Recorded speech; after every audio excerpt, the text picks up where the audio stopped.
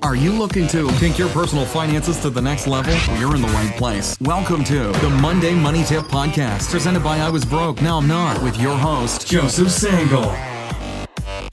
Well, welcome to episode number 56 of the Monday Money Tip Podcast. My name is Joseph Sangle. Fired up to be with you today to help you advance your money to the next level so you can live a fully funded life. I'm here with my co-host, Megan Hibbard. How are you doing today? Great. You fired up? Yeah. And what are we going to talk about today? Today, well, it is the last Monday of the month, which I can't believe. I feel like we're still in January, but apparently it's in July. It's a J month. It is January. Yeah, it's the last Monday of July, and it's the fifth Monday of July. That's crazy. And I think it's the fifth Monday. I think All it is. right. They all blur together. And it's the season, the fifth season. We have a fifth season here in South Carolina at our world headquarters called Inferno. Yep. Between summer 1 and summer 2. And so Inferno is happening. It's awesome. In our office, it is not Inferno. It's an iceberg in certain places. That's Iceberg. right. We But love that. it's the last Monday of the month, and we're answering your top money questions. So ideally, rapid fire style. So I'm not even going to tell you which ones we're going to do. Okay. It's just going to be a surprise. Yeah. And so you just got Just flow with it. You just got to keep listening to know. Some FWI, I'm going to flow with it. Yep. That's So how it's going to be. hopefully we'll answer your question. If Yeah. not, Are they all money questions? Yes. Okay, that's good. Yes. Excellent. So if not, well, yes. Maybe I'll do family counseling too. The first one's kind of like about your spouse. Oh. So My spouse or just like, in general, In general. spouses. Okay, that's good. Yeah, not your spouse. yeah. Maybe actually it was you. Okay, so we can't wait to get to those questions. Yeah. But before we do that, we have this favorite time of the podcast. Guess what time it is? Let's go. Now it's time to get caught up with our current money events. This portion of the podcast is sponsored by I Was Broke, Now I'm Not. Take your finances to the next level by utilizing their free financial tools and calculators. Visit iwbnin.com and click on Tools. For budgeting templates, debt freedom date calculators, retirement calculators, investment calculators, they're all right there at your fingertips, and they're free. And that's a price everybody can afford. Yep. Super excited about all those tools. Have them downloaded more than 1 million times. Super excited to help you on a Monday. Take your finances to the next level. You can take one step right now. And with this current money events section, current money events section. I've got my own backup part. Did you hear that? A little That's awesome. remix there. Yeah. I do want to hear somebody rap it. That'd be awesome. Maybe somebody. Yeah, else. maybe somebody. We have talented people listening to this podcast. I know it. And so today, for today's event, current money event section, I want to talk about your net worth, specifically calculating your net worth. You know, it's a Monday.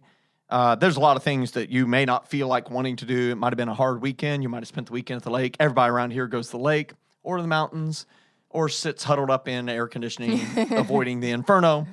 And so it's a good time to calculate your net worth. It's kind of halfway through the year. You want to make sure you're set up for the back half of the year. And there are a lot of things going on with your finances that kind of blend in with your regular spending or are happening entirely separate from your cash flow. Think about it. Your stock market investments. You know, those envelopes that you get in the mail that you somehow can't make them deliver them electronically, so they just kind of stack up. You've now opened them in the last 5 years. They just sit over there. Yeah. It's just your 401k, 403b, TSP, IRA, whatever it might be.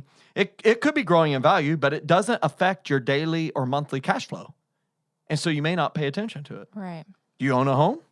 Your home probably has grown in value. I bet you your home has grown in value, Megan. It has. We have realtors pretty all the exciting? time try to sell our home. They want to sell your home. Yeah, you I'm live not in a ready to nice sell my home. subdivision. That day's going to come. You know, when you have, say, 18 kids, it's going to be time. Oh, gosh. But your principal balance on that mortgage has went down with every payment you've made. Mm-hmm.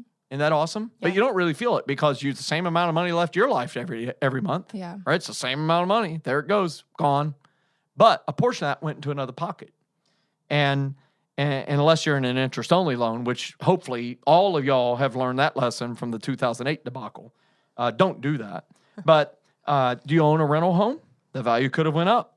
The amount you owe on it could have went down. Do you own a business? It probably has value. Inventory, it has value based on profitability, its growth, opportunity, and potential, and its equipment. And since we're more than halfway through the year, I encourage you to update that net worth statement. And I'm so fired up about this that as I prepared for this podcast episode, I updated my own net worth at that moment. So I started updating it and calculated my number, and I was very, very, very, very, very, very, very pleased to see that my net worth in the last 2.5 months has went up 7%.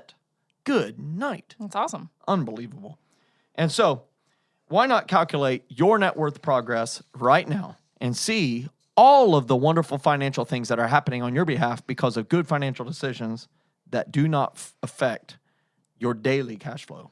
So, will you prepare it right now? Let me give you 5 seconds to do that. Okay, I'm done. How about you? If not, carve out some time this month. How about today? I think it'll fire you up. That's it for today's Right Now, Relevant, Right Now, Relevant, Current Money Events section. Did I nail it? You did nail it. Nailed I love in our notes that you wrote big pause. I have to tell myself to pause. And a big pause for me talking is like 1 second. It made me giggle. It was good. All right. So our next section is going to be a success story. And this one is a little... Man, did I get a success story. It's long. I got pages and pages. And this is a friend of mine that we've become friends through financial teaching. And so he gave me permission to share this. And so he lives in a little country town south of where we live. And he said, he was inspired to send me a note saying, your recent video of the garden resonates with me perfectly, which if you haven't been watching the YouTube channel, I've been releasing videos intermittently about my garden. And there's going to be a new one recently released here shortly. And I'm trying to teach the principle that if you invest, in this case, seed in the garden, you will have a harvest. And in this case, giant bazooka-sized zucchinis and everything else. That's awesome. But he said, it's been a few years since I wrote you. And anyway, my education didn't come from college. I went to college for a year, and then I dropped and joined the military. And says Dad drove an 18-wheeler, and he worked in a factory for over a decade. He decided to educate himself by trying a different line of work, and he became a manager at a local farm store. And he took all the farming classes he could, listened to all the older, wiser farmers. And so if you didn't listen to the last episode where we talk about Bible verses, Proverbs 15:22 says, plans fail for lack of counsel. And here he is saying he listened to older, wiser farmers that had come to our store. And one in particular was Danny Ford. Now, if you live in this area, Danny Ford is a known person. Well, he was a head ball coach of Clemson University when they won the national championship in 1981. And they were really proud of that. And they should be. Yeah. Anyhow, he said he'd load up his pickup truck with cow feed and sit on the back of the flatbed, talk football. He's a Clemson fan, Daniel is, my friend. He says another man who came in was another guy that's known around here called Tom Garrison. He owns Denver Downs. We all go run in the corn maze and everything there. It's awesome. Downs, But both these farmers were pioneering some new crops, and he stayed at the job for 4 years before leaving. And then my friend started raising some American Kennel Club dogs, and they had no idea that that would lead to a full-time income, that their farming and their puppy business would do that. And it's allowed him to invest in his family more, playing with his kids after school. And about 10 years ago, he took over his grandparents' old farmhouse. So it's a dream. Hear this. He's funding a dream. And the home was built in 1845. Wow. Think about that. And the home needed so much work, a contractor told me, tear it down. I refused to listen to him. And so as his business grew and their name got out, they slowly had the home remodeled. And he remembered how I do payoff spectaculars on houses. And so he started coloring in. We'll have a link to those in the show notes. But they still have some things that need replaced, but they're now 85% complete. They got sidetracked by funding some other dreams. They put an in-ground pool. Hey, I did that too. And he paved his driveway. I still haven't done that. I got a gravel driveway. And he said his faith in Christ has grown in a way he can't explain. And they do have a four-horse trailer with living quarters that they're working on. But listen, they've been able to live the dream because they chose to learn money principles. And as he closes out his letter to me, he said, so many people are divorcing today because of debt. And most debt is because of a want, not a need. Continue changing lives. Your friend, Daniel Stevenson. I'm super fired up that Daniel chose to write that long story in there. We have a shared passion for botany and gardening and all the great things there. But You know, what I wanted to just share with everybody out of this success story is what we do is fueled by you sharing your success with us. And this is a result of over 10 years ago teaching. And seeing one tool, the Payoff Spectacular, was a trigger for him and set him on course of a journey that allowed him to fund a big-time set of dreams. And that same thing can happen for you today. And I know all of you wait for the moment this is released and you're listening to this podcast on a Monday. And if it is a Monday, you got 4.9 days, weekdays, to get some positive things done with your finances. Dude, take a next step right now. You will be so glad you did. And 10 years from now, you'll be celebrating the great, massive changes happen in your life. So thanks for sending that story, Daniel. You've inspired a lot of people, including myself, fired up. Awesome. All right. Well, now we're going to dive into our top money questions. So we have a couple here. So the first one is, how do I get my spouse on the same page financially? Or the same financial page? How do I get my spouse on the same financial page? How do you do that, Megan? There's lots of ways. Well, I mean, it depends on if you have a non-participating spouse or not. Yeah. So we have a whole entire ebook for that. That's right. Which we can link that. We'll have a link to that in the show notes. I think, if you and your spouse are both wanting this, it's all about conversations and making sure that you both are going on the same page. You're on the same page, but in order to be on the same page, you have to talk about what that page is. So conversations often. And here's what's crazy about spouses. Very rarely do they come from very similar upbringings. Yes. And opposites do tend to attract. And people are informed by what they saw and observed and witnessed and as a child. Yeah. And so if a person grew up in poverty and they're married to a person who grew up in wealth, they're going to have different views of money. Yeah. They're going to have different types of money wounds. If a person grew up in a household where they never had enough in poverty, they will tend to be wanting to hold on to things and hoard because of the fear of going back. If a person has lived in a very generous household, that's catching too. And so I think the two things I wanted to share here is, number one, there is no way to cajole a non-participating spouse, to try to maneuver them to suddenly become a participating spouse. There is no one answer. If there was, we would be billionaires. Yeah. Because we could solve a lot of the world's problems. But what I do know this is you have to start by finding common ground. And I found, for me, in my marriage to Jen, is the common ground was found, and it's found for a lot of couples, by sharing our plans, hopes, and dreams with each other. To truly take time to think about them, to write them down, and have conversations about them. And what you discover in that process is that you have a lot of shared dreams. And then you also have individual dreams. And it should fire you up to help your spouse fund a dream. That should fire you up still. Yeah. If it doesn't, you need to go to marriage counseling, because it says to have and to hold and to serve each other, right? And till death do us part type stuff is stuff I said. Yeah. And, kind of meant it, like a lot. And so that fires me up. That's why I paid money to dig a hole in my backyard, called a pool. I didn't want to do that, but my bride wanted that. It's been a long-term dream.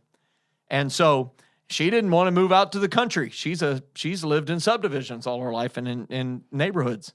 And but she moved to the country. Why? Because it was my dream. And so we found common ground. So if you're on a different page with your spouse, I would say start by asking them what their plans, hopes, and dreams are. People love to talk about themselves, and they particularly like to talk about dreams. And then ask a killer question afterwards. And the killer question is this: hey, that's a great dream. I have that dream too.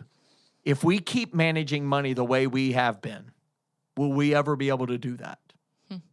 That is a killer question, because it will lead the person, hopefully, to do a true reflection to say, absolutely not, or it's going to be delayed way beyond what we want it to be delayed. And it could give them, because dreams are really strong fuel, to say, I'm going to do something different. I'm willing to lean into this money thing because I want my answer to my dreams to be different. So that's where I would say start with the dreams, and then check out our resource where we've written a lot more about it. I think it's available as an ebook for like $2.99. Yeah. You can afford $2.99. We'll link Check that in the show notes for sure. All right, our next question. I'm overwhelmed by budgeting. Where do I start? I'm overwhelmed by budgeting. Where do I start? We have an ebook for that too. We have an ebook for that too. This is not an ebook marketing podcast. But I would just say this. You have to start where you are with what you have. That's just what you have to do. You got to throw away the I wish I would haves, and you got to throw away the man, if only we had known this back then stuff. You just got to say, this is present day, and what is the money that's going to come to us this month, and what are our obligations this month, and how do we make sure that the formula income minus outgo equals exactly zero, that we have matched up every dollar to a name of an intended use. And I like to use an acronym here called GSIPTR. And that is give, save, invest, plan the rest. And it's 6 words, and it's a 6-word financial plan that'll change your life. GSIPTR, give, save, invest, plan the rest. It absolutely will work.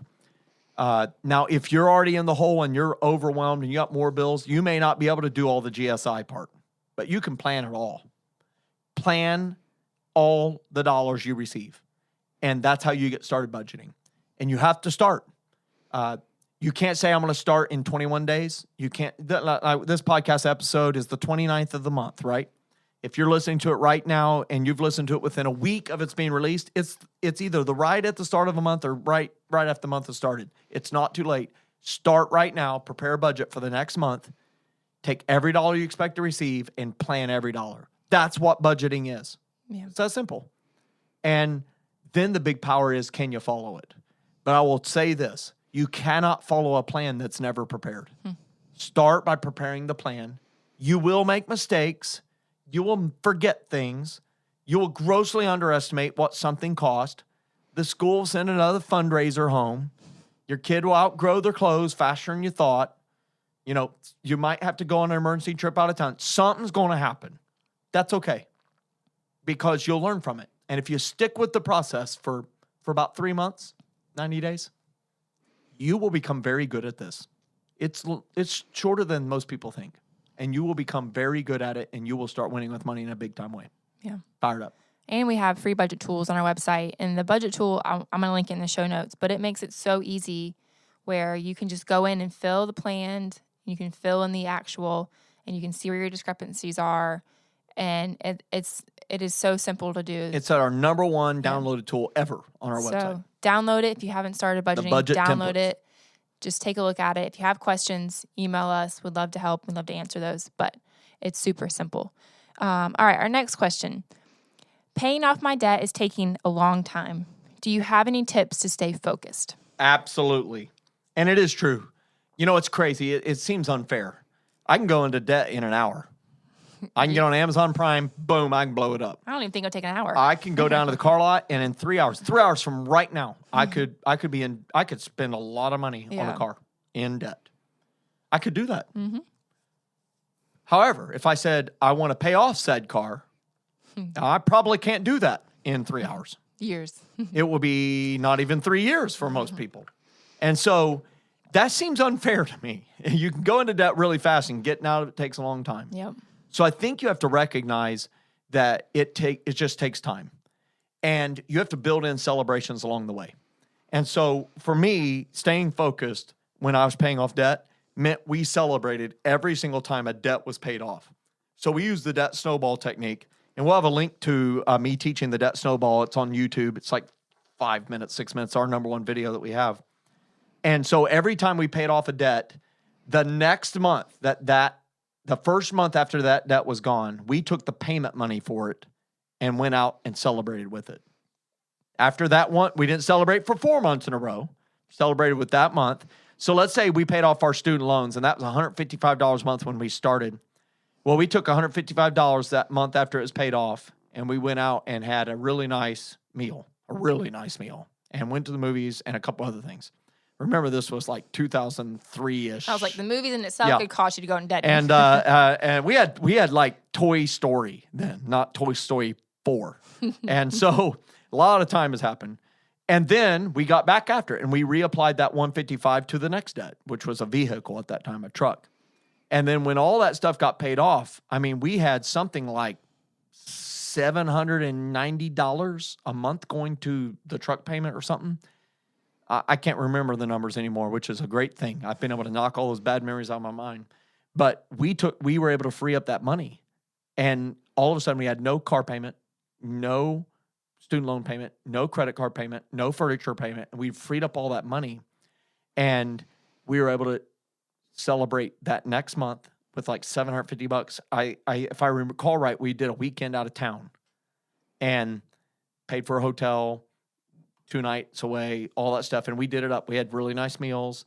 And then we came back and every month started saving that money and stacked it up and went on up the I was broke, now I'm not ladder. Yeah. Which was rung number 5 of our ladder. And so that's how you stay focused, I think, is you reward yourself for victories along the way. You don't wait until it's all gone. You have to celebrate victories along the way or else you will lose heart. And then, of course, the other way that you stay focused, have your dreams posted wherever you pay your bills. If you pay your bills on your phone, have it on your phone as the wallpaper. If you pay your bills at a desk at home, have it posted right there above your desk because you have to remind yourself why you're doing this. Because when you're focused on paying off debt, you're actually telling yourself no a lot. And you better well have your reasons for saying no in front of you on a regular basis or else you're going to lose sight of them and you're going to have a debt blowout and go finance some more stuff. Hopefully that helps. All right, our next question. How does a 0% balance transfer credit card offer work? It's a great question. 0% balance transfer offers is a recognition by the credit card industry, that people are paying very high interest. And they also know that most people who would roll over a balance probably will not stop the behavior that led to the debt in the first place. Right. So they will start swiping again with the card and start paying interest on the new balances and transaction fees. And number 2, they probably won't pay it off in the entire 0% balance period, and they only start accruing interest then. So I say apply what we're teaching, and you can use a 0% balance transfer offer.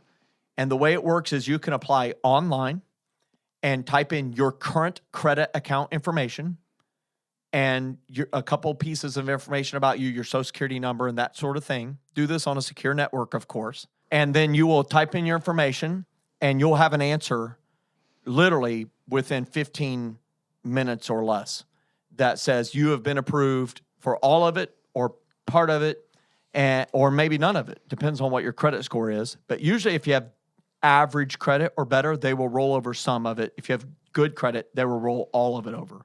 And so I encourage you to apply once. Don't apply to a bunch. Apply to one. And the way that mechanically it actually works is if you're approved, the approving credit card 0% offer, the one that's making the offer to move your balance to 0%, will wire over the amount you owe on the other credit card so that it will wipe out the balance owed there. And now you owe this new provider, and it's now at 0%. And it usually has a transfer fee of maybe 3% of your balance. But because of the elimination of the interest, if you're paying anywhere more than 12% interest, you will make all of the ground back up within the first half month of a payment. And then every dollar you pay in the 0% period is 0% interest. So let's do an example. If you have a $5,000 balance and you're paying 19.99% interest, you're going to pay about $1,000 of interest in that next year. Think about that. If you're paying minimum payment. Right. And if you roll it over to a 0% balance transfer offer, then you will, with 15 minutes of your time, avoid $1,000 of interest a year. And if it's an 18-month transfer, it's going to be a $1,500. So I always like to say it this way. You know, what if I told you, Megan, that you had a job of doing data entry that paid $6,000 an hour? I had a job doing data entry, pay $6,000, but you could only work for me for 15 minutes. You have to sit at a computer, type in information about yourself, like that I would never see. Would you take that job? Yeah. I would take that job. Would you be mad that you can only work 15 minutes? You'd be like, I'm glad I was able to work 15 minutes and get $1,500. Like, of course, if there was another 15 minutes, you would add that, right? Yeah. So the bottom line is, I say it's like a $6,000 an hour job, and you hired yourself and you paid yourself. What in the world would possess you to not do that? Right. And it is exactly how we got traction with our debt payoff. And so we do have a link to that in our show notes. We keep a running list of those offers on our website, Yes. iwasbrokenowimnot.com. Yep. All right. Our last question. How often should I review my retirement investments? How often should you? Well, it depends on the person, and it depends on how much you like this. As you know, we like to talk about net worth and calculating net worth. So you should do this at least once a year, minimum. If you're updating net worth, every quarter, you will automatically do it every quarter, but at least once a year. And I do recommend that once you get to the age of 40, 45, you start having at least a meeting with a financial retirement planner about every 5 years to get feedback, because in the presence of many counselors, there's great wisdom and plans will prosper because of it. Proverbs 15:22, plans fail for lack of counsel, but with many advisors, they succeed. And as you get within a 10-year window of your expected and planning retirement date, you need to meet annually to make sure that you are getting wise advice, and you can be making, it's one of those things when they get a plane way up in the air, they just set it on autopilot and they don't make many adjustments. Mm-hmm. They just don't. They just fly it. We're flying at 36,000 feet at a speed of 540 miles an hour, right? Yeah. But as they get closer to the runway, they start making lots of adjustments, right? Yeah. They start going down, they move around, they turn, they twist, all that stuff, right? That's what you need to be doing as you head into retirement. Is you got to make sure those necessary final adjustments are there, so you land right in the middle of the runway, right on time, safely. Awesome. All right. Our key financial quote for today is a Chinese proverb, and it says, "He who asks a question is a fool for 5 minutes. He who does not ask a question remains a fool forever." I love that proverb. It is so true. Have you ever had that moment where you did not know the answer to a question, and it seemed like everybody knows? Oh, yeah. And like you're intimidated to even ask because it's like everybody here seems to know? Here's the newsflash. Some of them do not know. And if you don't ask, you will not know. And there's a beautiful thing that's been invented over the last 20 years. It's called Google. The internet. Just ask Google. Yeah. And you will know the answer to your question, or ask people and let them help you. YouTube has made most of us home repair, car repair geniuses. It's amazing. I unstuck 2 5-gallon pails that were stuck together. They've been stuck together for 2 years. My favorite pail. It's got a foam handle. It's soft on the hand. It's been stuck together for 2 years. And I finally Googled it. Do you know how you can unstick 2 5-gallon pails that are stuck together? They kind of vacuum stuck. Do you know how? No. Run blazing hot water in the bathtub say hot water, but to the bottom section Yeah. of the lower 5-gallon bucket, and it causes an expansion of the air in that chamber, and it'll pop them apart for you. I did that, and I had my bucket back in 5 minutes. I dealt with that problem for 2 years without dealing with it. And you're kicking yourself for not Googling it I'm 2 so years mad. ago. My camouflage pattern foam-handled 5-gallon pail is now back in use. Should have been in use for the last 2 years. Isn't that amazing? It's amazing. So he who asks a question is a fool for 5 minutes. He who does not ask a question remains a fool forever. Don't do that. Awesome. All right. For our next episode, we're gonna talk about college and money. So the question is, how do I save for my children or grandchildren's college education? Yeah, we're going to Yep. talk about saving for college. I know, I can't believe it's like August. I'm already hearing like back to school ads. I I'm feel going to like help they you get Logan's 529 plan going. Yeah, I feel like they just like got out of school and they're already going, it happened so fast. But if you like today's episode, please help us get the podcast to others who could benefit. You could do this by quickly rating our podcast and leaving us a review. These ratings and reviews help us make our podcast better for others.